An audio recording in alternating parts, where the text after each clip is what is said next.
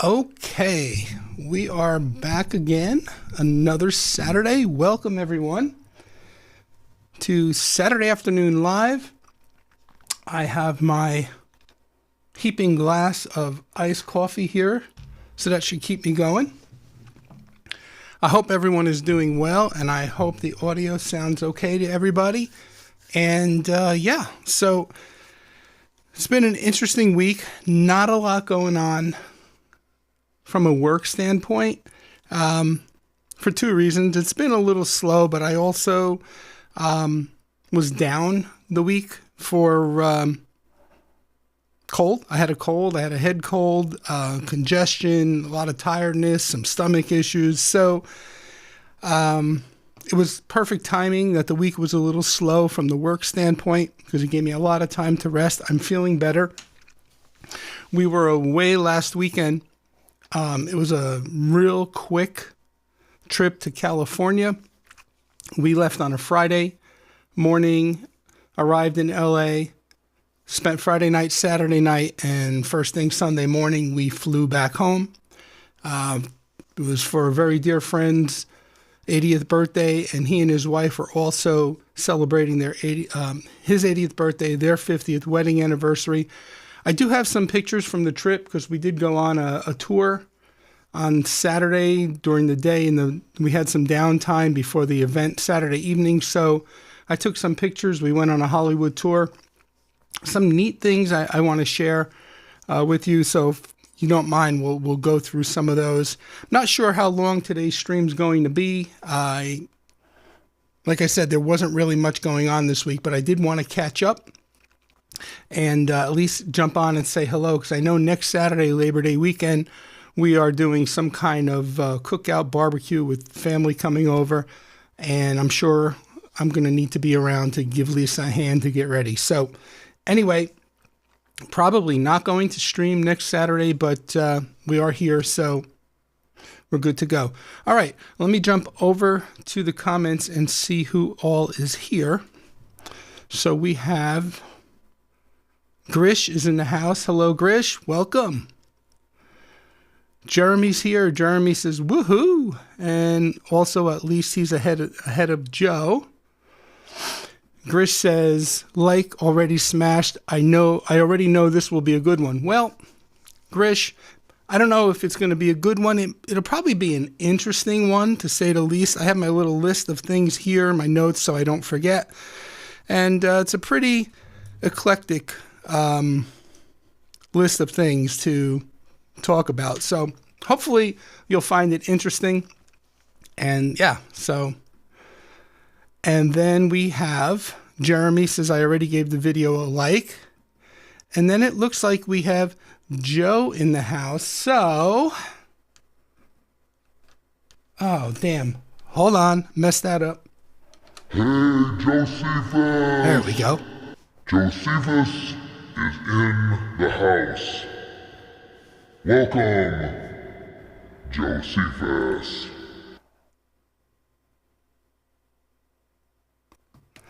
Okay. Couldn't resist. Hope you guys enjoyed that. Been waiting to do that for a couple of weeks now.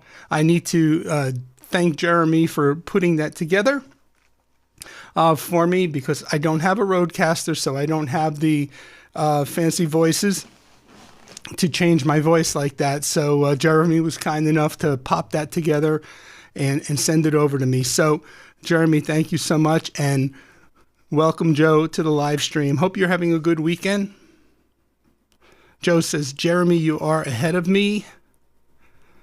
A couple of more monitors in there might be good. And let's see, Rick's Cafe. Yeah, Rick's Cafe is a popular tourist spot in Jamaica, in the Grill. It's up on a cliff overlooking the ocean. You can do cliff diving there, listen to music, grab some food, obviously a souvenir shop. And we went in there by boat, not this year when we went, but 2 years ago. We took one of the locals had tours running, so we went out on one of his glass bottom boats, and he took us snorkeling. He took us into the caves And then he also, one of the other stops before we came back for the sunset was a stop over at Rick's Cafe where we spent a few hours. I did not cliff dive, but I used to cliff dive when I was younger up in the Adirondacks when I was in college. I was tempted, but for some reason I looked at it and I just couldn't bring myself to do it. But I used to do it. So I don't know if it's age or what, but I used to cliff dive when I was in college with my friends. So anyway, Jeremy says audio is great. And yeah, that's what I was going to lead up to when I was starting to tell the story about the quick turnaround weekend. I'm assuming between being in the tube for a total of 10 hours, going and coming in a 3-day weekend, plus the 2 people that we went out to visit were also feeling a little under the weather. So I think the combination of the two, I ended up picking up something. Fortunately, Lisa did not, so it was just me. But I was down Monday, Tuesday. We got back Sunday night. I was down Monday, Tuesday, Wednesday, and Thursday. Yesterday was the actual first full day that I started to feel a little better. So, and I did do a COVID test, Joe, just in case you're wondering. I decided to do a COVID test on Wednesday, and it was negative. So, yep, just for California, mostly viruses live there. Well, I don't know about that, but I will say I was not impressed. This is the 3rd time now we've been to L.A. Totally not impressed with that area. I felt every time we came in from the outdoors doing something like I needed to jump in the shower and pour bleach all over myself. I just feel like it's so grimy and so dirty. I mean, nothing against it, and kudos to everybody who chooses to live there, but it's just not for me. Now, not to say that all of California is like that. We were up in Redondo Beach and Palo something where we went out to dinner on that Friday night, and beautiful. In fact, I have pictures from the restaurant overlooking the ocean and the cliffs. It's fascinating. But LA, I don't know. But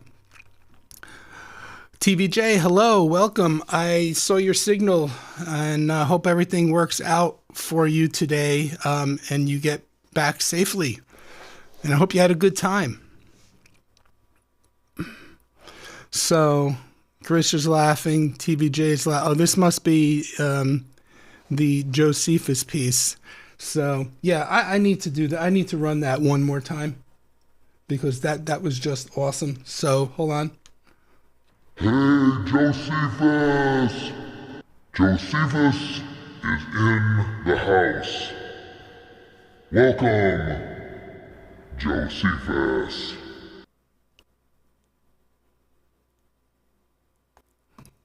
Thanks for indulging me on that. When Jeremy sent it to me, I must have listened to it like 10 times, just cracking up. So, and the last couple of live streams, to be honest, I forgot I had it. And then I think there were a few where Joe wasn't attending for various reasons. So, yeah. So today I figured I had it ready to go. Wasn't sure if Joe was going to attend, but it was loaded up in the hyperdeck, and so here we are. So, okay. And that is Jeremy's voice. Priceless. OlympusNet. Hello from Greece. Hello from North Carolina. Thank you for being here. I don't know that I've seen you before in the live stream, so welcome. Obviously my channel, we talk about home networking, surveillance, some audio gear, mostly networking in the beginning, mainly Ubiquiti edge routers and some Unify gear. Now, we've been doing over the years a lot of Synology videos. Now, most recently, the last year or so, been focusing on GrandStream stuff. So, but my live streams tend to be more of a time to just come online and hang out with everybody in the community that I've grown to know over the years. Sometimes we talk some tech stuff. Sometimes we just shoot the shit and hang out. So, but welcome. Glad you are here. Oh, absolutely. I will. Remind me before the end of the live stream, and I will send it to her. And Jeremy says that's my voice.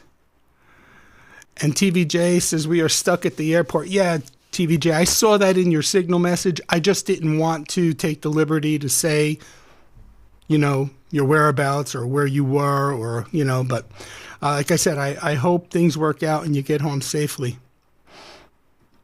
Ground stop due to weather, and our plane has a mechanical issue. I'm not big on flying. I do it when I have to, because I have to sometimes, but the worst thing that they can tell you when you're either waiting to board or on board, ready to taxi down the runway, is we have mechanical issues. I remember flying home actually from New Haven, Connecticut one year, and I was flying a Velo. We backed away from the gate. We were ready to pull forward, and all of a sudden we stopped, and now we're wondering what's going on. And captain comes on and says, we have to go back to the gate.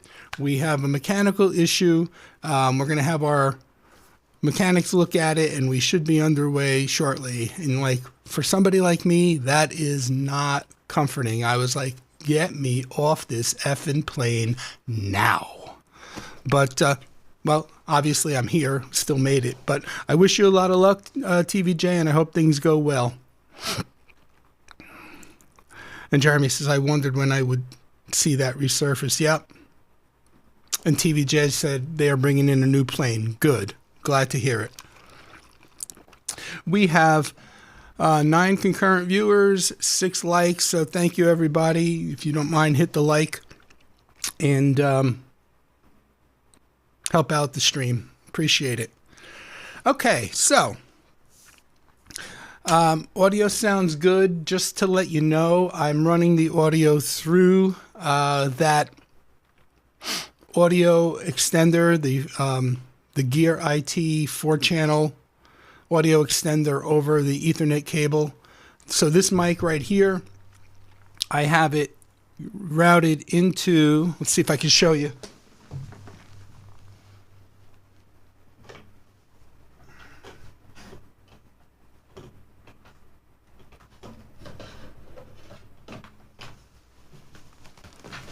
Okay, I'm not going to be able to show you, but I do have this mic routed into one side of the analog audio extender over an Ethernet cable into the other side on the receiving side, and then from that into the mixer.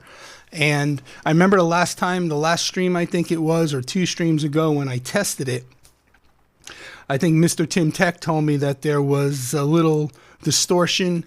So when I did listen back to the live stream, I did hear that. And I've been playing with the settings a little bit, and I think I got it to a point where it sounds normal to my ear. I also did play with my EQ this past week to tweak some of the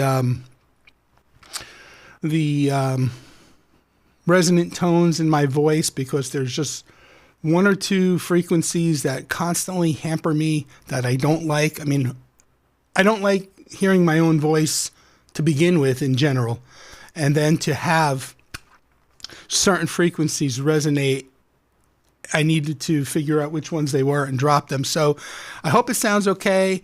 I made some minor tweaks in the EQ, obviously, dropped a couple of the ranges in the 100 to 200 frequency range, just slight adjustments, and again, to my ear it sounds better, but anyway. Okay. That said, not much new here in the studio. By the way, if you're wondering, I'll just put these up on the screen real quick, and a link in the chat. Let's see. Orders. Where are they? Okay, these guys right here.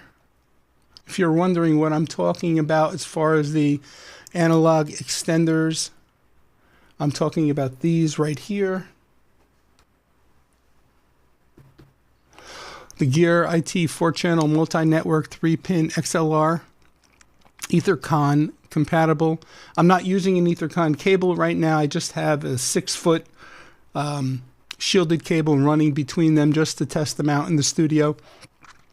And there are more expensive units than this. I think Catapult, if you go on to B&H or Sweetwater, Catapult makes a unit that's $119 or $120 for each individual piece. Not exactly sure what the difference is. I'm assuming quality, but that's what I'm using right now to channel the microphone into the mixer, just for testing purposes. But the only other thing I've done in the studio to upgrade the studio is, let me just bring up,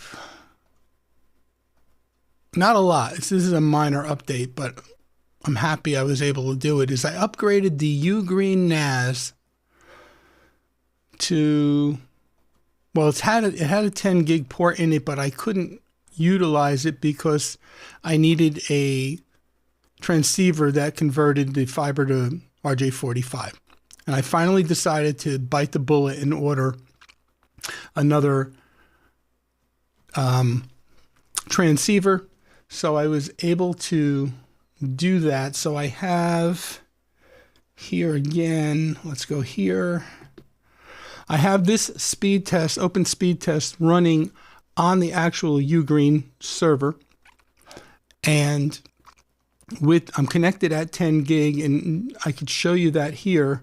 I'm now getting 10 gig to the Ugreen.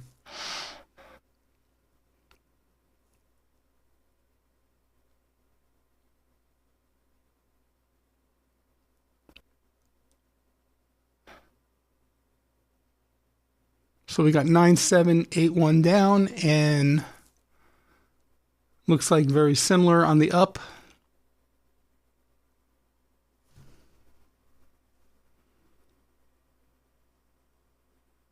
Yeah, 9767 up. So almost 10 gig speeds. So now I have the Ugreen at 10 gig. I have the DS 1621 Plus at 10 gig. And I have the Mac Studio right now operating at 10 gigs. So very happy about that. So I have whatever devices were capable of 10 gig are now running 10 gig at 10 gig, which I'm happy about. So very cool with that. That's really the only upgrade I've done in the studio. I am looking to replace my power,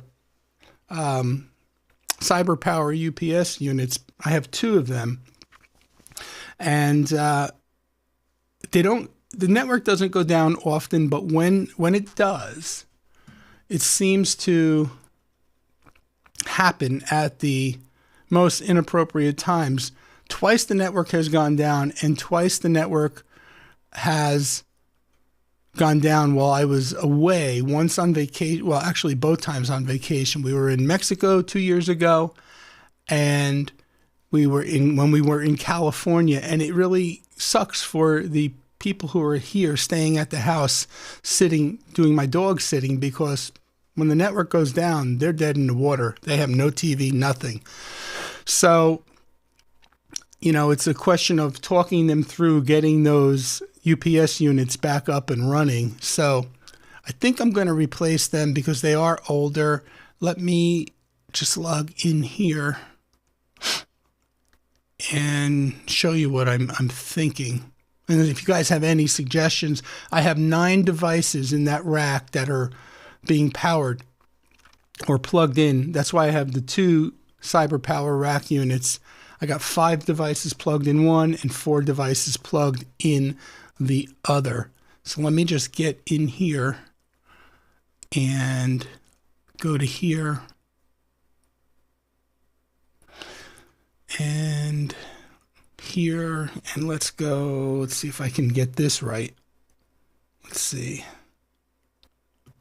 Okay, what I'm thinking about doing is replacing the 2 UPS units with a Wattbox 820 series.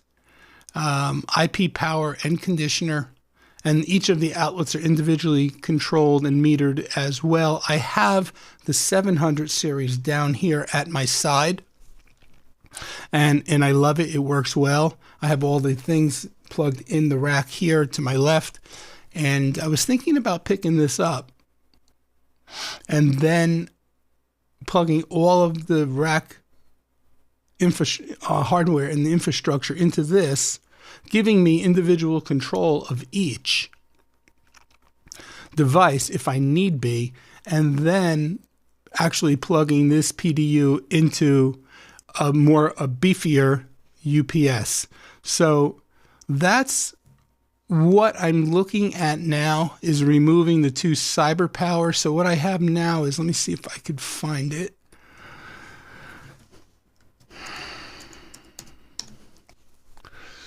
And I have no idea when they were bought, but let me see. Cyber power. And let me look. I think, let me try 2021. And let's see. Oh boy.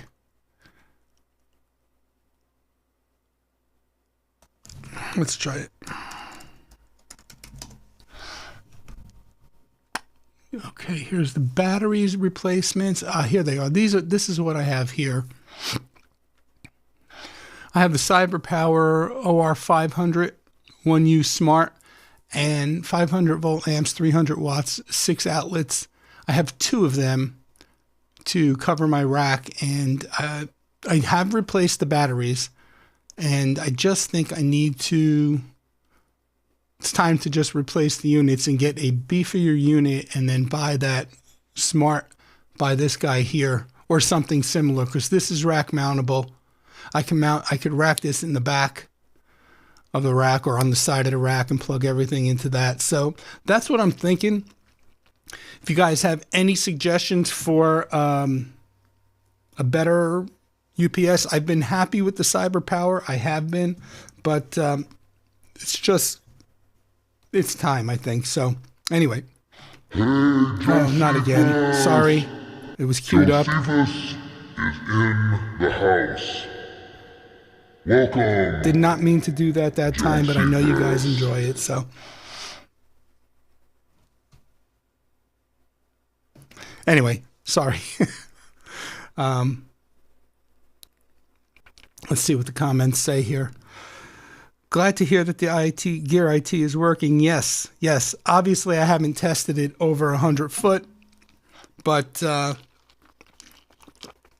if I do that project that you and I had discussed, I will be buying 100-foot Ethercon shielded cables. So, thinking would be a good test to run a condenser mic and send phantom power down the line. You know, that would be, Joe. And believe it or not, I don't have any more condenser mics. I got rid of the AT4040. I ended up selling that.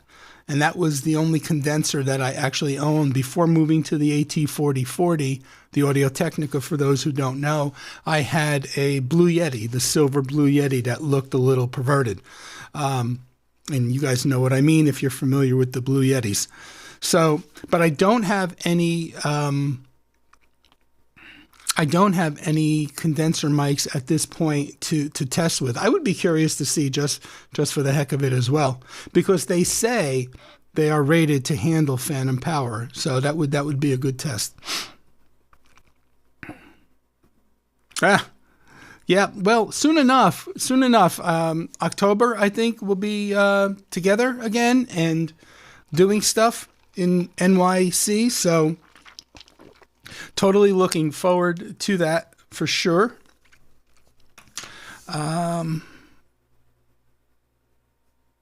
Jeremy's asking the question, anybody else in here using PowerShell, formerly known as PowerShell Core, PowerShell 7, formerly known as PowerShell Core? Not me, Jeremy. Sorry. Talk to Willie. I know I was chatting with Willie earlier, and he did mention, I think I'm not sure which stream it was, that he is, let's see.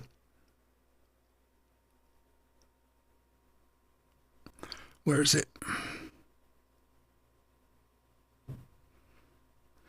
Yeah, he says right now my eyeballs are deep in learning some PowerShell 7. So anyway, you might want to reach out to Willie on that, since that's what he's dealing with currently at the moment. Consider getting an EcoFlow portable battery system instead of a traditional UPS. Can be used on the go or in UPS mode at the rack. I do have one. I just don't know. I do have an EcoFlow. I just don't know I don't remember the model, or if that one would be sufficient. I'd have to go. Oh, wait, hold on one second. The box is right outside.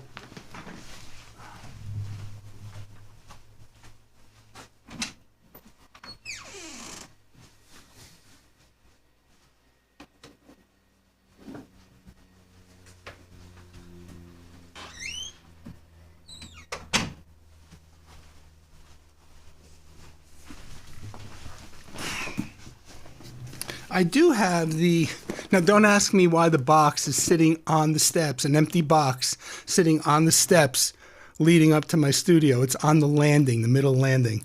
I do have the EcoFlow River 2 that I purchased about a year or two ago. I'm not sure if this would be sufficient, but maybe you can tell me. I'll have to check and take a look at the specs later, but that would be a good use for it, because ever since I had purchased it, and that's when we were playing around with doing a lot of remote streaming over cellular bonding, which for me has never come to pass. I had purchased that, and I really haven't used it a lot. I mean, I brought it on a couple of jobs to charge batteries, because I never know when I'm pre-wiring a house if there's going to be any electric available to me. So I do bring that with me sometimes when I'm pre-wiring a new construction. But other than that, all right. No, it randomly played because it was queued up, and I thought I was switching to the main camera, but it was queued up in the preview. So, and I wasn't paying attention. So, in fact, it's still queued up there now. I better get it out of there. Let's see what Grish says. The problem with those EcoFlows is the transfer time is slower than a regular UPS from what I heard. Yes, but still within the specs. It has come a long way. That little EcoFlow you probably won't run. Yeah, okay. So need like a Delta 2. All right, something to look into for sure. But yeah. So that's pretty much what's been going on here with the network in the studio. We don't have a lot of people here. I guess they're not interested, but that's okay. We had gone from like 11 or 12 down to 7, but I don't know, keep it nice and cozy, I guess. But anyway, so that's that. We talked about the Ugreen. We talked a little bit about the power.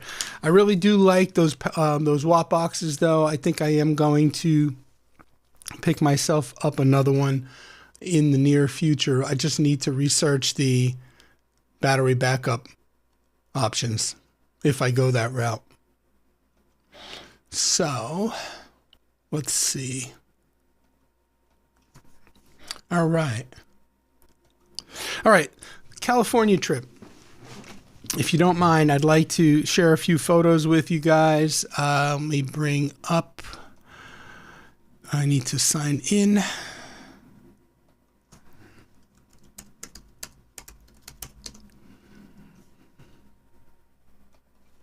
Because there's some neat stories behind some of this stuff. So, all right.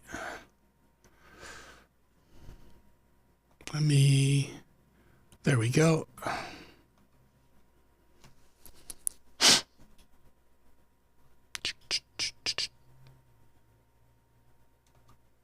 And here. And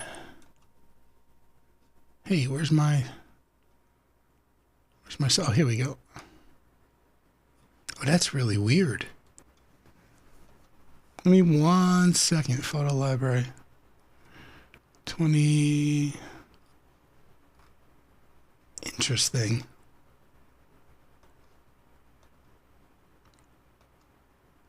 All right, let's get out of here. Having some issues. First time ever. Give me a sec. Let's bring up this. Let's go here.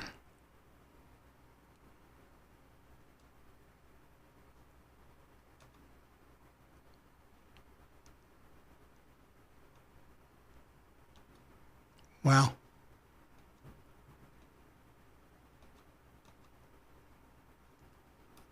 Huh.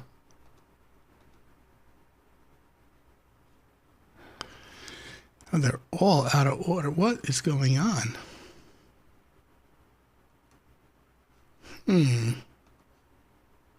Okay, this will work. It's not the order that I quite had expected, so I'm going to apologize if a couple of things come up that I hadn't anticipated coming up. Nothing horrible, but more than I just wanted to share, I guess. So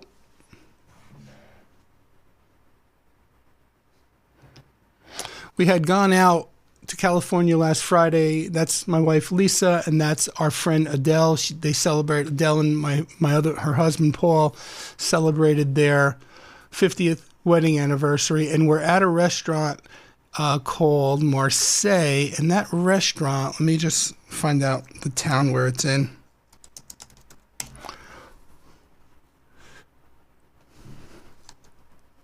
And that restaurant is in the Terra Nova Resort, and that is in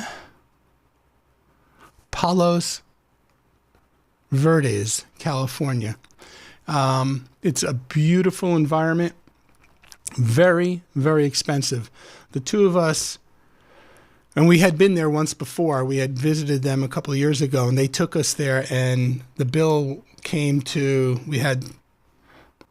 back then we had appetizer, we had drinks, we had our entrees and then dessert, and I think the bill for the two of us came to close to $500, and I almost hit the floor. But this time, knowing what we were getting into, we didn't drink. Other than like unsweetened and sweetened iced tea, we didn't have appetizers, we didn't have dessert. We simply had our meals, our entrees, and the bill was still $225. So crazy expensive, but awesome service and fabulous views. This is Adele's husband, Paul. He's 80, or he just turned 80. We've been good friends since 1986. You could see some of the villas and homes in the background. There's the Hollywood sign. Again, this is all out of order, so I'm going to apologize for that. It's not the order I had set them up in. This is us overlooking. There's the Hollywood sign kind of back behind my glasses there.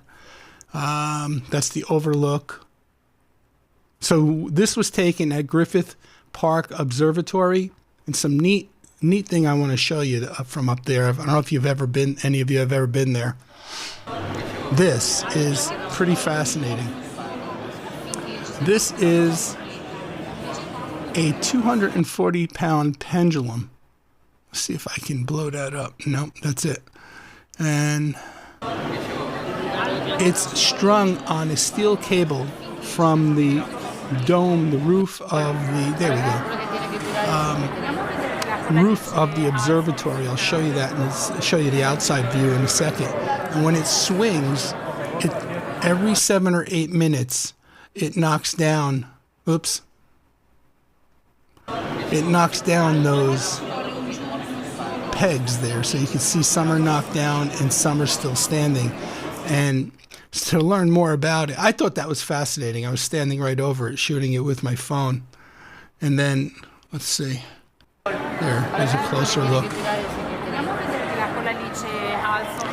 again, every 7 to 8 minutes, give or take, it will knock down one of those pegs. And here, it explains it here. It's a, sorry about that, Foucault pendulum recreates an 1851 demonstration by the French physicist Jean-Bernard Léon. Foucault, I guess. The observatory pendulum is a 240-pound pendulum, partially hollow gunmetal sphere suspended from a 40-foot steel wire. The wire is attached to the rotunda ceiling in a way that allows the pendulum to swing freely. A ring magnet above the ceiling keeps the pendulum in motion without influencing the direction of its swing. And I thought that was just fascinating. Pendulum knocks over a peg roughly every 7 minutes. From our perspective, the direction of the pendulum's swing appears to change. What we are really seeing is the motion of the earth rotating the peg into the path of the swinging pendulum. And I found that just to be fascinating. So I wanted to capture that and share that with you guys. This is a picture of, I can't think of, the Zeiss telescope. I think, again, my pictures are out of order, but we were standing inside the sphere here.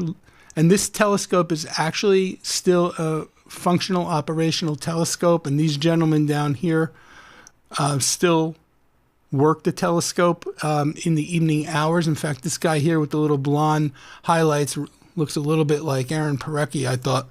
But that's just a little tidbit, neither here or there, and worthy information. Okay, it's Lisa. Yeah, it's the Zeiss 12-inch refracting telescope. So I guess the diameter of the lens is 12 inches. And then I took a close-up.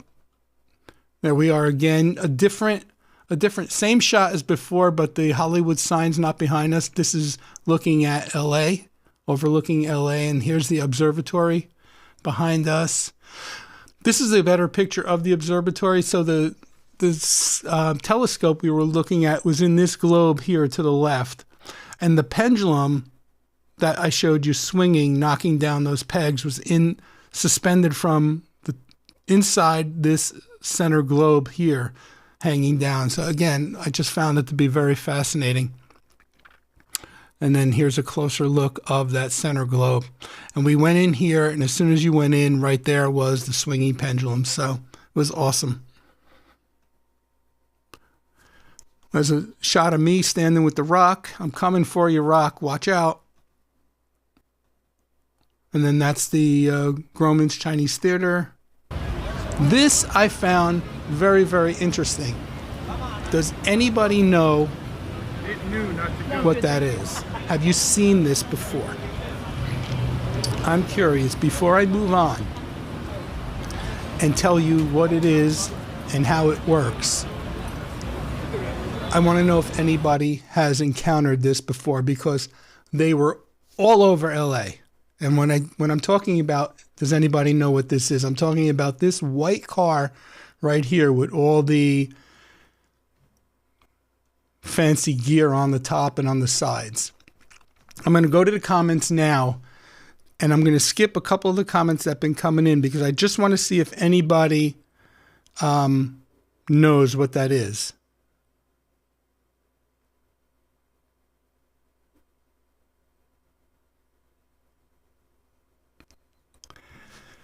Correct.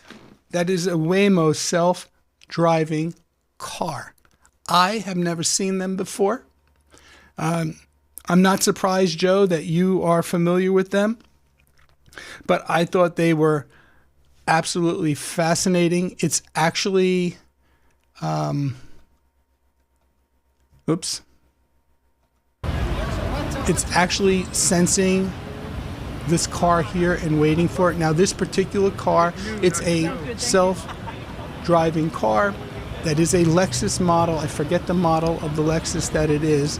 It's got all types of radar, sensors, cameras, and LiDAR all over the exterior of the car. So it always knows where it's at and what's around it.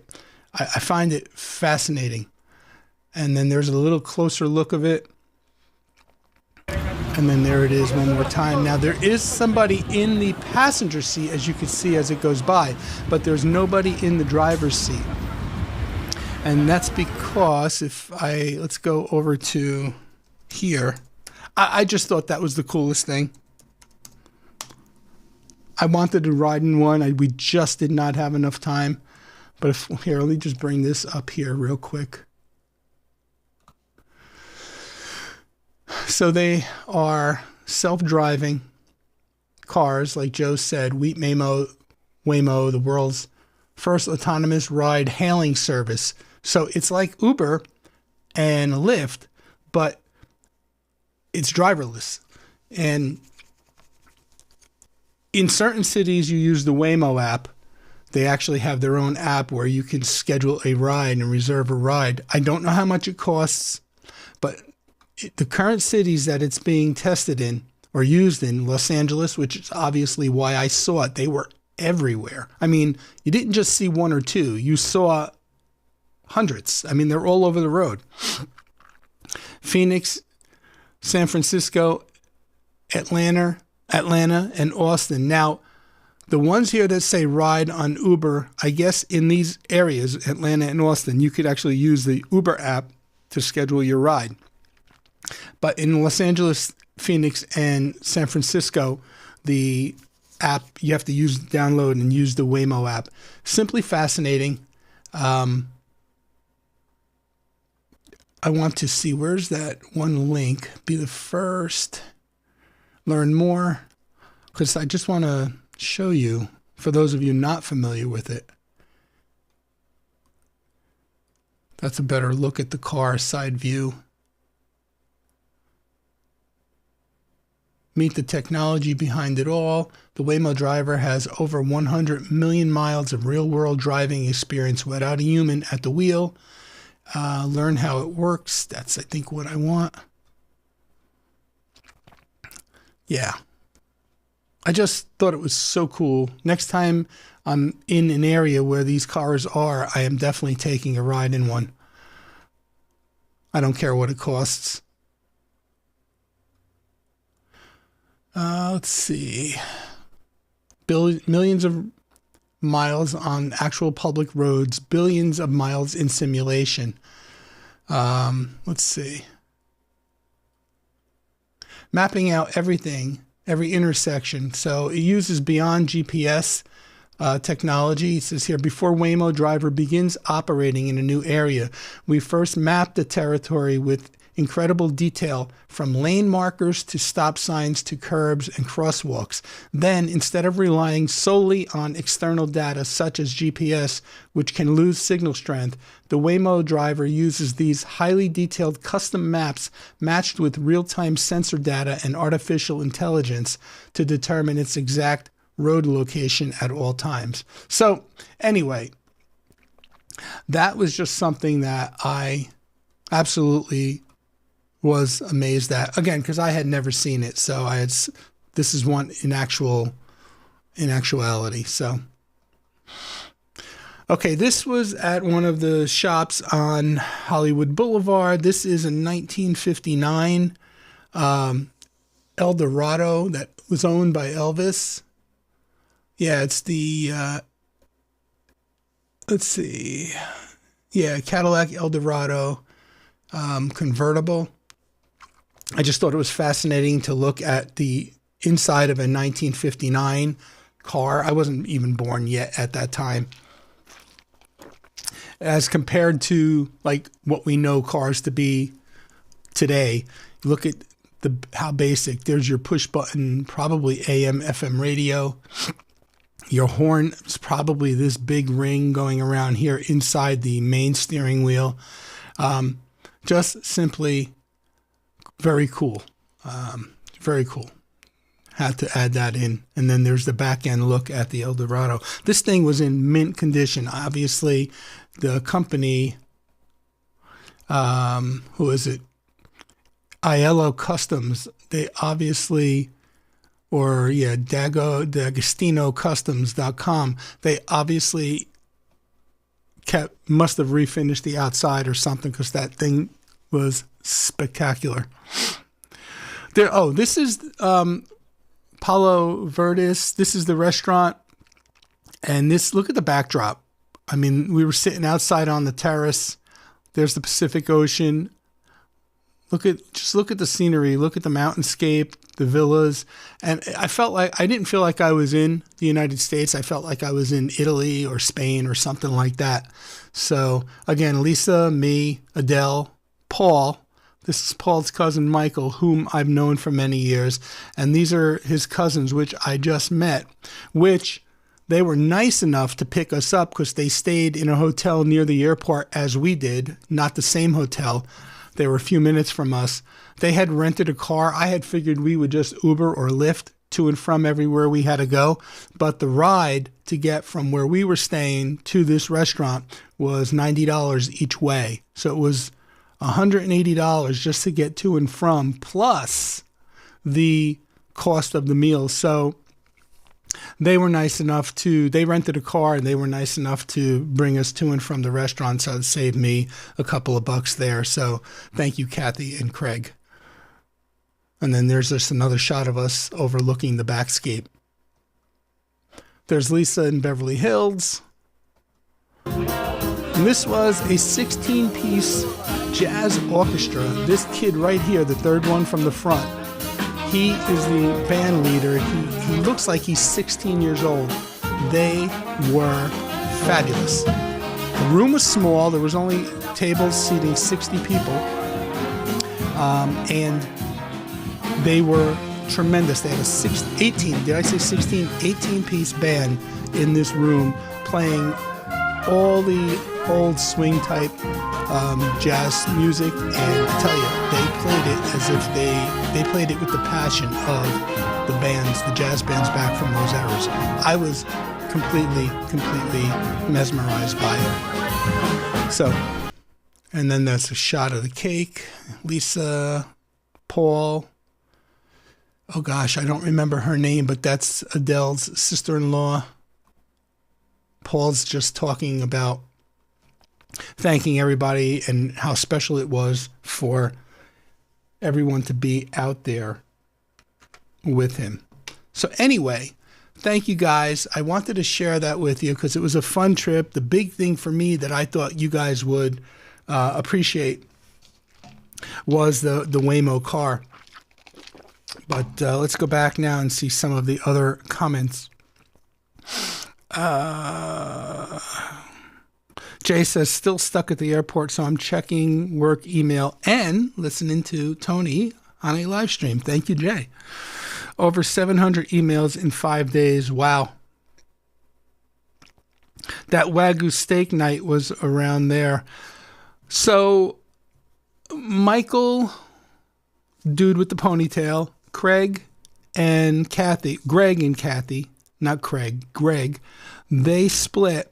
The special was a Wagyu steak for 2, but it was really for 3. And that was just the steak itself. It was a healthy portion. Like the guy came, cut it up at the table and divvied it out. Was $250 for that. That was just the entree. That was before their appetizers, before their drinks, before their desserts. And they did have all that extra stuff. We tried to keep it to a minimum. So, are we going to hang you from the Griffin Observatory, my friend? You're funny. Yeah, I thought that was pretty cool as well. So, worth sharing. Take a look at your top down. Yeah, I have to look closer at it. I'm not really, honestly, don't know what that means. Zeiss lens, but I'll have to look it up. Self-driving taxi, yep. Pretty cool. Hey, David, welcome. A Waymo WAP. But, yeah, pretty cool. Thank you for letting me indulge in that. Let's see how we're doing and how many people we have. Well, we have 5 people, 9 people. Okay. That's that. Okay, so update on the GCC 6010 that I was having trouble with at a client's house. For those of you who were on the recent live streams and heard, I was having issues with a network that I had just installed back in July. And just to give you a quick recap, and then I'll show you this. Just to give you a quick recap, I dropped in a GCC 6010, one of the managed 8-port switches, a Grand Stream switch, and then two 7665 access points. And they should have had zero issues, but I've come to the conclusion that that particular GCC is defective, and I am going to send it back to my supplier. I have since pulled it out of service. It's on the back workbench. I've been testing it, having it just run for the last week and a half, 2 weeks here. But to give you an idea, the customer was complaining, quick recap was of complaining of constant packet loss, and he's a huge gamer. So a restart would help the situation, and then over about a period of 24 to 36 hours, as the router was running, it would begin to degrade in performance. So I was monitoring it for a few days, and this is August 9th at 8 a.m., and this is a 12-hour window. So this is the WAN health monitor in the GrandStream app, and you could see all of the red ticks, and here's a gray tick right here. Those are all abnormalities, and every time that happened, there was basic packet loss. So this was taken at 8 a.m. on August 9th, which reflects 8 p.m. the night before to 8 a.m. that morning. Then this is, just to give you an idea of the issues that router is having, this is August 10th at 9:30 a.m. So from 9:30 p.m. the night before to 9:30 a.m., you could see it just gets progressively worse. This is August 10th at 10:30. So it's the same day, just 12 hours later, 13 hours later. And then this is August 11th at 7 a.m. I mean, just incredible. So what I ended up doing, let me make sure. What I ended up doing was I ended up going to the house, because there was an issue with some of the GrandStream GCCs, and I mentioned that last week, where they were going up and down, where the customer's network was completely going down, coming back up, going down. And I thought, well, maybe, just maybe, that was the issue there. GrandStream released a software fix that you had to run on a PC because it was an executable file, and then following the software fix, you had to run an emergency firmware that they released. So I did all that on that router, and still to the next day or two, it ran good for about a day, and then it started to show those symptoms again that I was just showing you, because I was monitoring it every day. So at that point, I just couldn't let the customer suffer any longer. So you figure I did the install on July 19th. And now those shots were from August 10th, 11th, 12th, right? So almost 3 weeks, almost a solid month that they had been experiencing these difficulties. So now, mind you, I just took a GCC 6010 out of service. Here, I replaced it with the 6020, but my 6010 is perfectly fine. My 6010 was still in service at the time when I replaced this customer's router. So I finally just said, screw it. I pulled it out of there. Oh, by the way, the ISP had come out and changed them over to a different GPON, ran a fiber line, so they bypassed I think I had told the story about this and all the troubleshooting I did internally. Then the ISP came out and bypassed the Ethernet cable coming from outside inside to the router, the main feed, and they ran a fiber cable from outside to inside. Even with that, we were still getting all those kinds of abnormalities. So at that point, I was like, if that didn't resolve the problem, because I was pretty sure at that point it was on the ISP, honestly, because we had done everything internally. I really didn't think that particular GCC 6010 was going to be the problem. But because I have a couple of them out there and I haven't had really any other issues, including the one I just took out of my house here. So I ended up going there, pulling it out, and replacing it with a GWN 7001 router, and issue solved. I mean, I've been monitoring it now for 2 weeks. It's been a solid green line. I have that router here back on the test bench, and I don't know if you can... Do I have a screenshot of that? No, I don't, but I could take you in. Hold on one second. GDMS, where are you? Here we go, gdms.cloud. Let me get in here. I just got to authenticate. Hold on.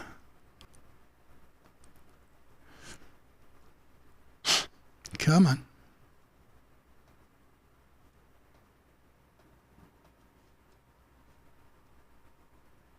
My Ubico authenticator, there we go. It was burping there for a second. Okay, we got that. Let me pop in that key.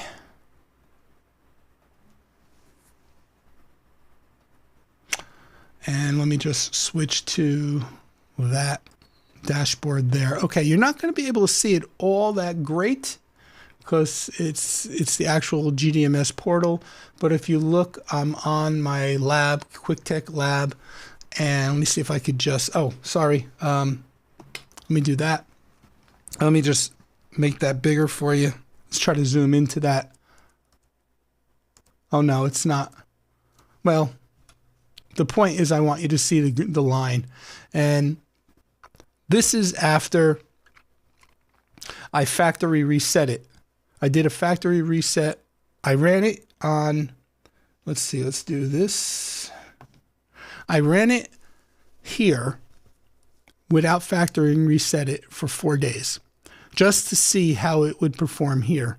And I was getting the same kinds of results. So then I decided to do a factory reset, and I did a hard reset with the paperclip, not through the software. And now this has been running now for about a week like this. So at this point, I'm going to get in touch with my distributor and basically say like, hey, we need to get this returned. It's a little bit of an issue with the particular vendor that I use. I don't know if all the distributors operate like this, but the vendor that I purchase from, when there's an exchange or a return involved, you can't deal directly with them until you've dealt with GrandStream support. So I got to go on now to the GrandStream support portal, create a ticket, explain everything, and request an RMA number from GrandStream support. Once I get that RMA number issued from GrandStream, then I go back onto the distributor's portal, the wholesaler or retailer that I buy from, and fill out their form, putting in the number that I received from the RMA number that I received from GrandStream. So to get this exchange, it's like a 2-step process instead of a 1-step process, but I will do it. I'm just holding off now because it's only 2 months old. I'm still within the period where I want to hold on to it just a little longer and see if the next firmware, I know I have other GCCs running on the same firmware as this problematic one, but I just want to see if another firmware update, like a new firmware, makes any kind of a difference. But yeah, very frustrating. And as a result in good conscience because it bothered me that my customer was having these kinds of issues. I ended up giving the customer a partial refund on the total overall install because, number one, shouldn't have had that problem. Number two, they were inconvenienced for almost 3 weeks. And number three, it's just good business, and I need to maintain my reputation, right? So, and honestly, I have to say, that's the first, doing this 8 years now that I'm down here, that's the first kind of major issue for the line of work that I do that I've encountered. So I felt just strongly about having to issue a refund just to, I want to keep the customer happy. So anyway, let's see. Zeus was the observatory. Carl Zeus, is it Zeus or Zeiss? Carl Zeiss was a lens maker. Ah, okay. And Grish says that's nuts. Yeah, it definitely was very, very frustrating to say the least. But we got 10 people here, 10 likes, so I'll take that. Okay, so that's the update with the Grandstream GCC 6010. So yeah, I did forget to mention this in the last live stream or two, but I had mentioned it in a video. I have two GWN 7062Es Wi-Fi mesh routers that I want to give away. I just haven't figured out exactly how I want to give them away. I want to give them away in an actual live stream. I just have to figure out how I'm going to do it because I no longer have my account with Gleam.io, which made the giveaways very simple. They wrote a lot of the guidelines and rules out, and you posted it, and there was a whole process to it, and it made it very simple. But since I had stopped doing that, it didn't make sense to me to pay $129 or $139 a year to keep that subscription going if I wasn't really doing giveaways anymore. But I really do want to give these away, and not because I don't like them. It's just I'm the amount of equipment that's building up here because I receive a lot of this stuff from vendors to do reviews, but a lot of times I use them in the lab, I bench test them and whatever, but then, I don't really have anything to do with them. And I mentioned to the one vendor, the Grandstream, my contact, that if they sent me a second one after they sent me the first one, I would do a meshing how-to video on, which I did, and they agreed to, and I did, so I lived up to my end of the bargain. But now I have two of these things, and they're great for like small apartments and things like that, but I wouldn't go crazy with them if you need to get into segregating and VLANing and things like that, because you're just not going to do it with those. But for a simple studio apartment things like that, small store, real small, tiny boutique, work just fine. And the fact that they mesh, and they mesh very easily, and they're very inexpensive, you put three of them together and you have a decent meshing system for a third of the price that you would,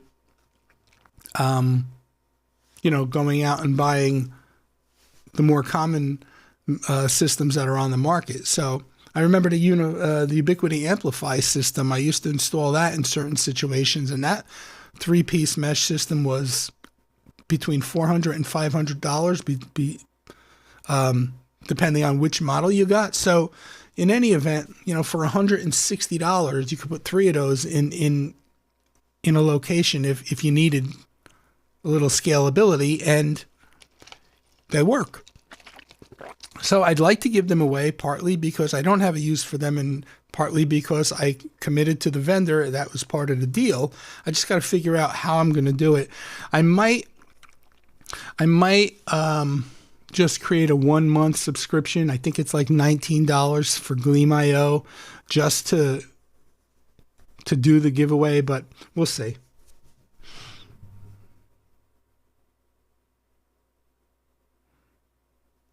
I think I know what you're saying here, Grish. Does the degrade trust in GrandStream? I think this is a isolated incident, to be honest with you, because I have probably right now, since I started deploying the GrandStream stuff, I probably have, I don't know, not including mine, 7 or 8 in production. That was the only one that I had an issue with. So I really do think it's an isolated incident. I don't think it's overall, because then I've been having issues with all of them, right? Plus mine, plus the 6020, so no, it doesn't waver my trust or feelings in them. I still think they're fine, solid products. So I'm curious. I mean, Jeremy, you've been running yours now for about a week, 2 weeks. Jay, you've had yours for a while now. Are you guys experiencing any kinds of issues like the one I demonstrated here with my client? Be curious. I mean, I haven't heard anything. Seeing as you guys both you guys got your gear through me, I would imagine that if you were having issues, I'd hear about it. So, but I'm curious. So anyway, I think that's it with the comments. So that's the giveaway. What else? Yeah, see, I just saw Jeremy's comment come in. Jeremy says his has been rock solid. TVJ says I have not had any issues. So there you go. I truly believe it was an isolated incident. Unfortunately, for my one customer, it sucked. And for me, it sucked. But you do what you got to do to make it right. All right. What else?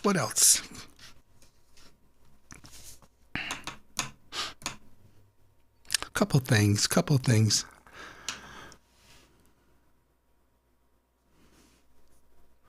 So, for those of you who haven't heard, by the way, is the audio still sounding okay? This is the longest I've tested and used the Gear IT analog over Ethernet audio extenders. I'm curious to whether or not if it's degrading at all over time. Let me know. All right, so for those of you who haven't heard, let me get in here. Ubiquiti refreshed the Edge router line this past week, July 28th. And where is it? UISP, which I keep reversing and saying USIP. They refreshed the GrandStream line of routers, and not the GrandStream, listen to me, the Edge line of routers. Now, they didn't do a hardware refresh so much as a software refresh. So it's interesting because I just had a comment from somebody on the video I did when I released the Edge router line was, received a firmware update, which completely changed the UI. One of customer recent comment, the most recent one today, had said, let me actually read it because I don't remember it and I don't want to paraphrase and misquote the dude. He says, I wonder if this release is a hint that Ubiquiti will start manufacturing the Edge router line again. So I responded basically saying, not sure, don't have an inside scoop, but it's definitely a sign that they haven't totally abandoned the line. It was 2 years in the workings. The beta for version 3 came out, where they announced the beta, that it was in beta 2 years ago. So what took them 2 years to push it out? to a final? I don't know. I said, but if they do, and that wasn't all in my response, that was just sidebar. If they do, hope they up the hardware specs a bit, because it's truly a solid device overall. And, thanks for watching, etc. So anyway, they released version 3, and what we're looking at here on the screen is my USIP server. One of the updates in version 3, which does not exist in the previous versions, is you can now access, if you're running a USIP, UISP server, which used to be formerly known as UNMS, you can now access the edge routers running version 3 remotely through UISP. Now, you were always able to access the command line through a terminal through UISP, but not the UI, not the GUI. So this is just one that I have running on my back workbench. I have it connected to UISP through the WAN port. So after I upgraded it and tested it, I just wanted to keep it running there to see if it's been stable or not. So this is, and I'm going to make this dark mode so it's easier on the eyes. And that's one of the new features as well, is dark mode, right? So dark mode, as well as being able to access the GUI remotely through UISP. So if you're managing a series of edge routers, you now not only have terminal access to them, but you also have GUI access to them as well. And so what we're looking at here is the UI, and here's the dashboard. I found that sometimes you do have to refresh. Oops, it bounced me out. Okay, you do have to refresh periodically, and I'm not sure why. But so dark mode, remote access through the UISP server. I got that right. Basically, everything is the same as it was in the old version, except that all the menu items that now appear down along the left side used to appear along the right side. Plus, they gave it a much more streamlined look in line with all the other UISP products and similar to the Unify look as well. And the other big thing that they added here, again, if you haven't heard, you only had PPTP and IPsec site-to-site in previous versions. Now you also have a WireGuard option. And if you enable it, you could see the server configuration up here and the peer configuration down here. And then you could also generate configurations for remote clients, like for iPhone users and laptops and things like that. So pretty cool. I am releasing a video this week, probably Monday or Tuesday, setting up a WireGuard site-to-site between the edge router running version 3 and the GrandStream 6020 that I have here. So it's an actual, true, real-world VPN running between my house here and my sister's house, which she lives about 10 miles from here.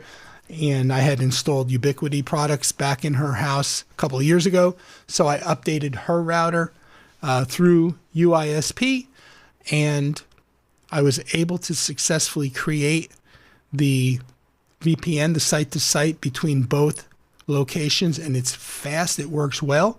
So that'll be coming out in a video in the next couple of days. So keep your eyes tuned for that. Okay, let's see. How are we doing here? We have 11 people still here and 11 likes, so I'll take it. Let's see what's going on in the comments.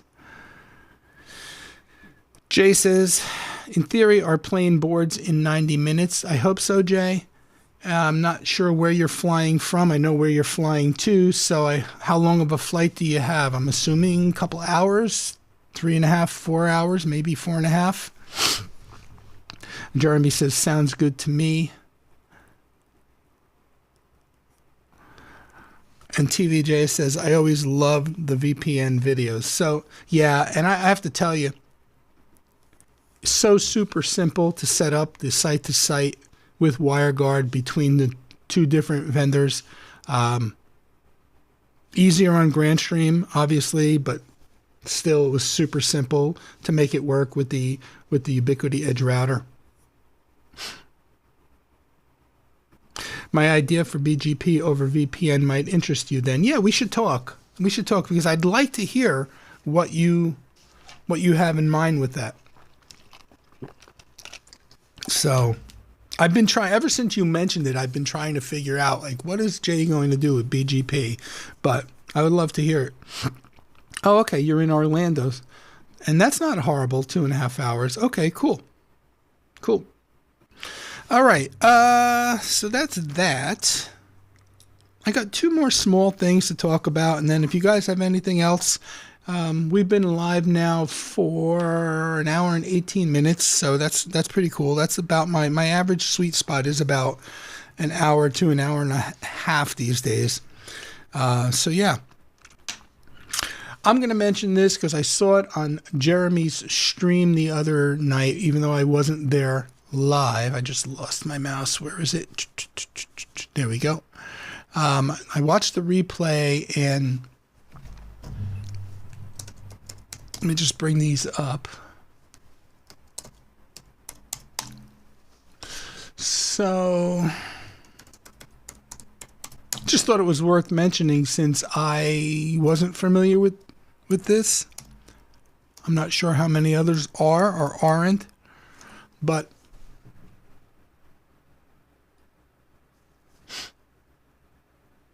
okay, so the other day when I watched the replay, Alonzo, which is one of our subscribes to many of our channels, had asked if anybody was using the Keep Link 2.5 gig unmanaged switches. And I'm going to be completely honest, I have never heard of them prior to watching Jeremy's stream. So I just thought, well, you know what? Jeremy brought them up. Might be worth just bringing them up. I may just pick one up just to mess around and test it. If you ever need a unmanaged switch quick to be used somewhere, behind a TV or a stereo cabinet or what have you. I know Alonzo's use case was to, on the go, to pair it with a travel router. So, I mean, for $29, you get 4 2.5 gig ports and 2 10 gig fiber cages, right? So, again, they're unmanaged, but still, I mean, for that, they have 8 port models. The 8-port model only has 1 10 gig port, but 4 2.5 gig ports, and they have a bunch of other models as well.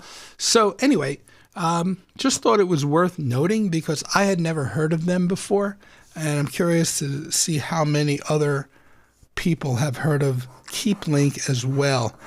So yeah, I thought it would be worth mentioning.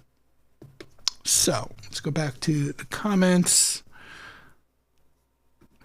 Carol, welcome. I don't know if you says you're here, just driving, listening. Thank you. I appreciate it. I don't know if you've been here the whole time or just tuned in, but yeah. Grish says, I turn any router into a super VPN / SD-WAN router by using OSPF with my Tailscale subnet router. Then, okay. Router VM. All dynamic VPN, no configs, just use Tailscale and it all works. Yep.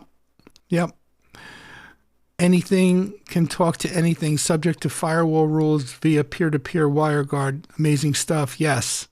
So, and interesting, when I did the video on the WireGuard site to site, I had to create the firewall rule to allow the WireGuard traffic on the edge router, but not on the GrandStream router. So I'm assuming GrandStream's doing that behind the scenes, because I don't see it anywhere in the UI listed as a firewall either. So I'm assuming that that's all happening in the back end. But I did have to create the firewall rule. I did have to allow the traffic on WAN local on the edge router. So, but yeah. So anyway, one last project that I'd like to share with you that we are doing, and because I'd like to track it over time during the next couple of live streams, and it's not a tech project. So, but it is a project that we're doing here at the house. And no, I am not doing this myself. I am too old. But years ago, maybe if I was 15 years younger, I would have attempted this. But let me go here. And then, all right, so we are beginning a deck project with a pergola in our backyard, because our backyard, while we like it, is very non-friendly as far as outdoor living space. And you'll see what I mean in a minute.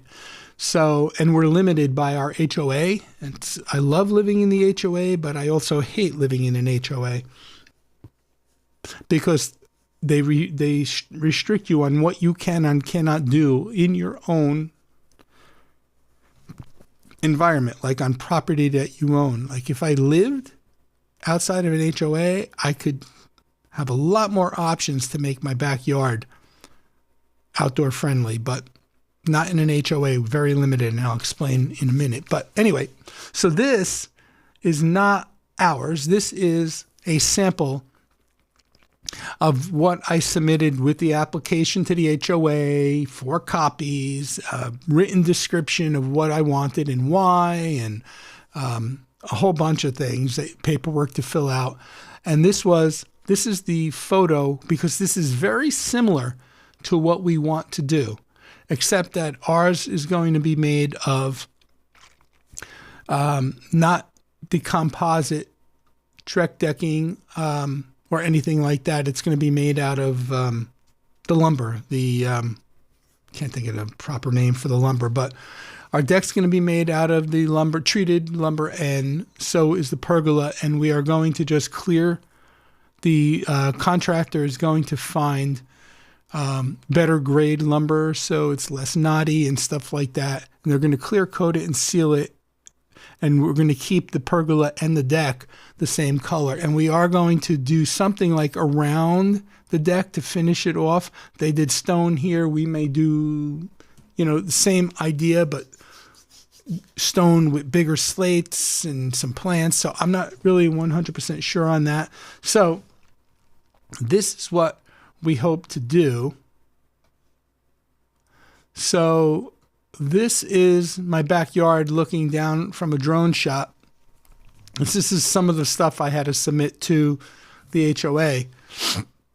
So it's interesting. Talk about limitations of the HOA.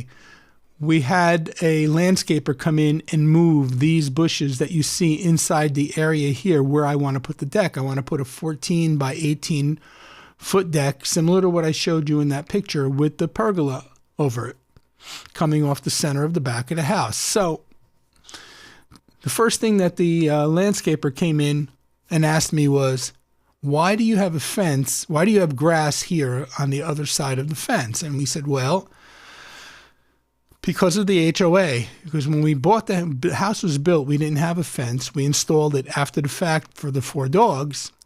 And because back here off the picture where you can't see and beyond is a golf course.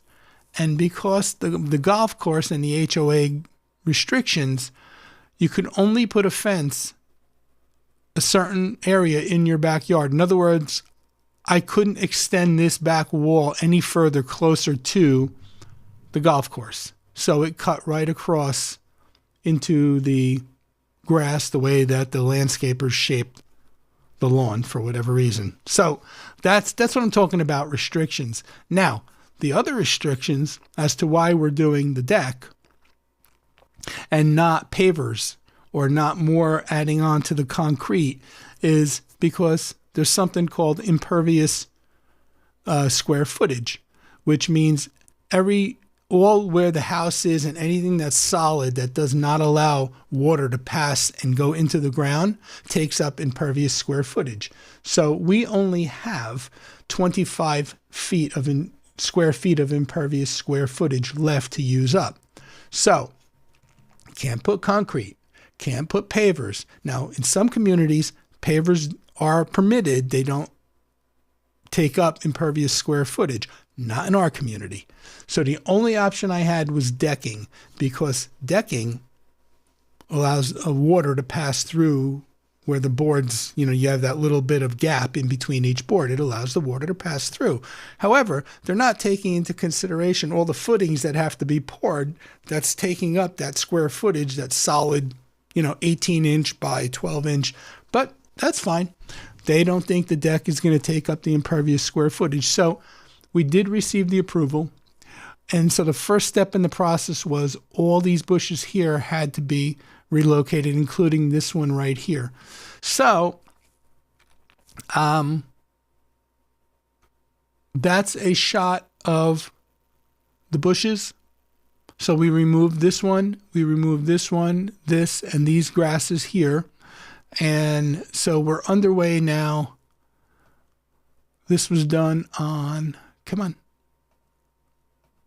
Thursday. You can see all those bushes have been taken out. Now, they've been relocated. I didn't take a picture of where they're being relocated to, but we are underway. Next week, the contractor's going to come in and, not come in. He already came in.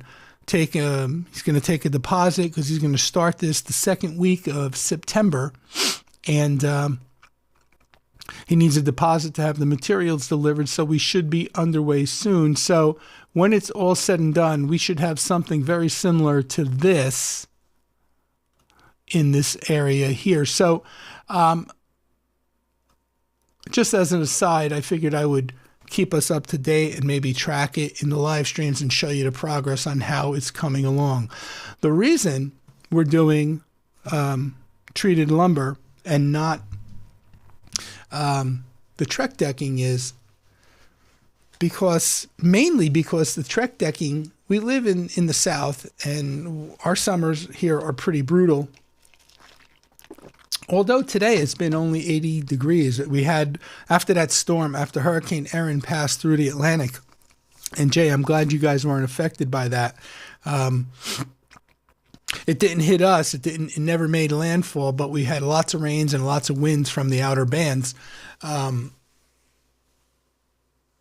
After that storm went through, today it was pleasant. I mean, it's nice and cool. It's drier. It's only 80 degrees. It's been, I think I mentioned in the last stream, it's been 98, 99 with heat, whatever, up to 115. What do they call that? The heat something. I forget. Boy, am I at a loss for words.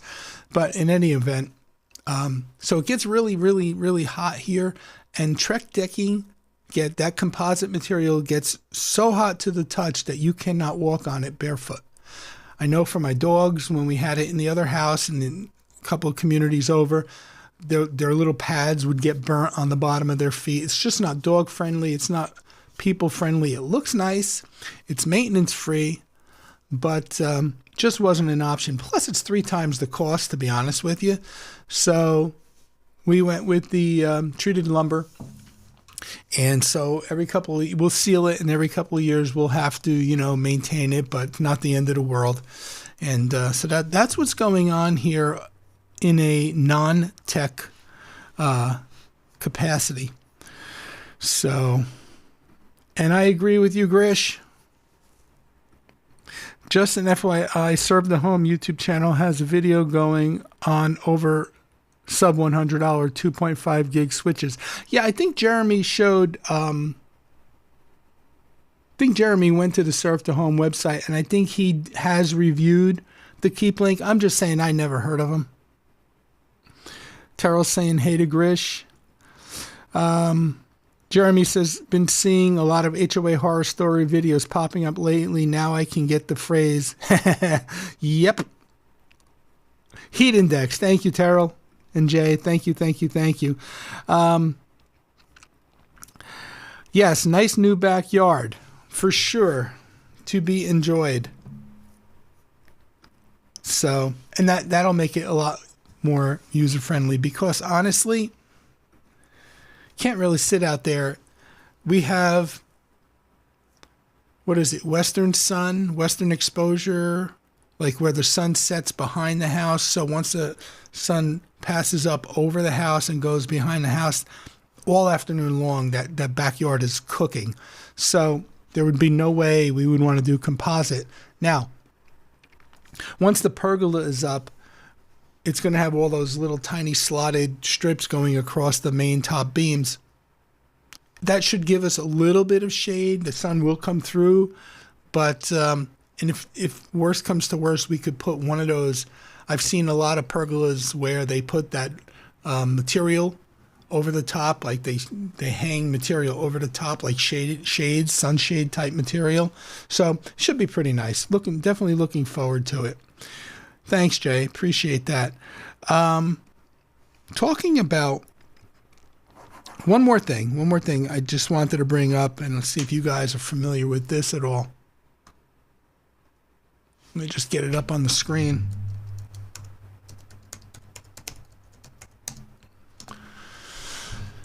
Okay. Talking about reviews on switches, I need to check Serve the Home to see if they've done anything on this. Have you guys heard of or used products by a company called Fast Cabling? I don't know why, but this week they're showing up a lot in my YouTube feed, so I've been watching a lot of their videos.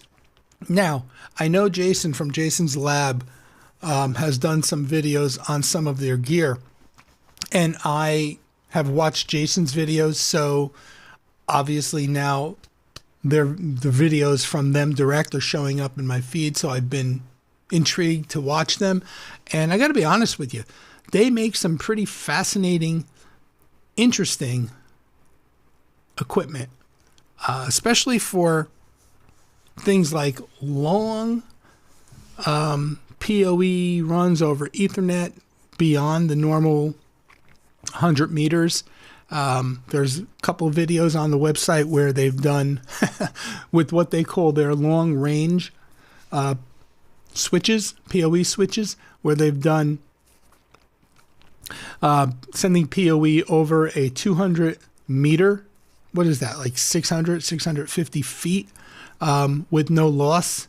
They've done videos with certain extenders, like they have like this extender here,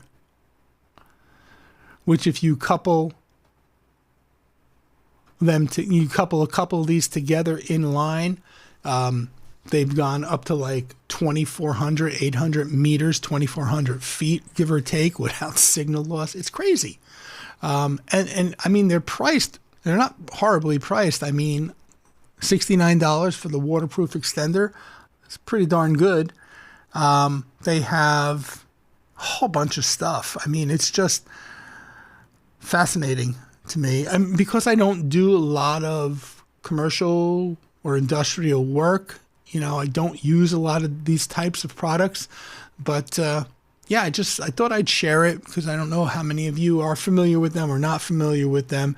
But I'm going to, if you want to learn more, I'll drop a link to a video of theirs in the chat for you if you're interested in learning more about their products. But it's actually fascinating.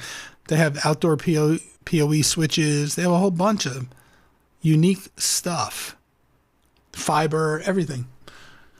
So like here's the outdoor PoE switch, and they have a bunch of them. I mean, now they get a little bit more expensive, obviously, but I saw a video that they did where with one of their long-range PoE switches, and a Cat6 cable going from the PoE switch to this outdoor switch. They ran 4 PoE cameras off this outdoor switch, which was being fed from the one Cat6 cable. So pretty interesting stuff. So I thought I'd just share that with you guys and kind of get a sense of how many people have seen them. So Jay says, I've heard way too many horror stories about HOAs. Yeah. And then there's the link that I set. So we had 13 concurrent viewers, 12 likes. Thank you, guys. Appreciate it. That's about all for now. Stay tuned for the WireGuard site-to-site video coming between the Edge router and the GrandStream GCC 6020. It's a real-life working VPN, although I had to, for the video, I deleted it after the video was done and recreated it. So in any event, check that out. It'll be coming out in the next 2 days. TVJ says, my schedule next week looks horrible with everyone adding meetings. I guess he's talking about his work schedule. He's done going through his emails. Well, you know, when you go on vacation and you're still in the workforce, that's what happens, right? So anyway, thank you all for being here. I hope I didn't bore you too much with my California trip and photos and all the other stuff I talked about. I just wanted to get out here and hang out with everybody. Next Saturday, I probably won't be able to do that. So hope you all have a good rest of your weekend. Thank you all for being here. Thank you for the likes. And stay tuned for my video. And we'll see you all soon. Take care.